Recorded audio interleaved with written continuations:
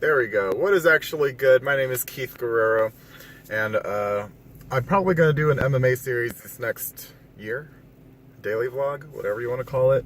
Just based on me being a super big MMA fan and me wanting to get involved more into the mixed martial arts community, whether I'm leading it or, just hearing what actual experts have to say. Now, by no means do I say I know a lot about mixed martial arts, but it is the only sport I follow, and so I've definitely developed opinions along the way.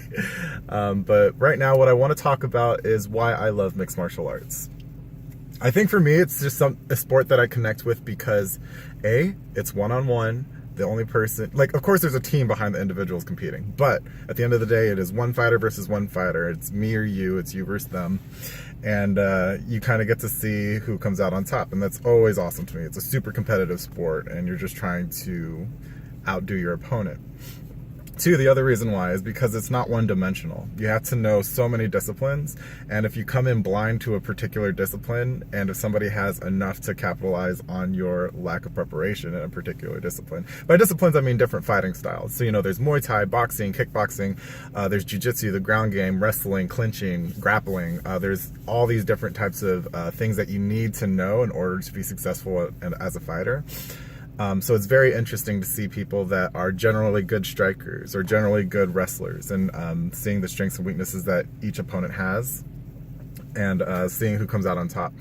And three, it's very unpredictable, at the end of the day, this is a fight. There are so many different things that can come to factors, right? Whenever somebody walks into the octagon, on paper, they could seem like the most prepared opponent, or they could be a very huge favorite, but you just see a look in them where you're like, I don't know if they're going to compete that well today. It's just very unpredictable, which is always fascinating.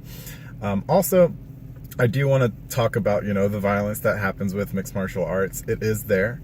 When I first watched MMA, I was kind of turned off because of the violent nature of it. As a spectator, I was just like, oh, even when it was on TV, I was like, wow, why is this on television? Why are people okay watching this? But once I found out that there's way more to it than just punches and kicks, there are strategies with it. It's literally a chess match. If I move forward, you have a couple options of how you can do. Every action has a reaction.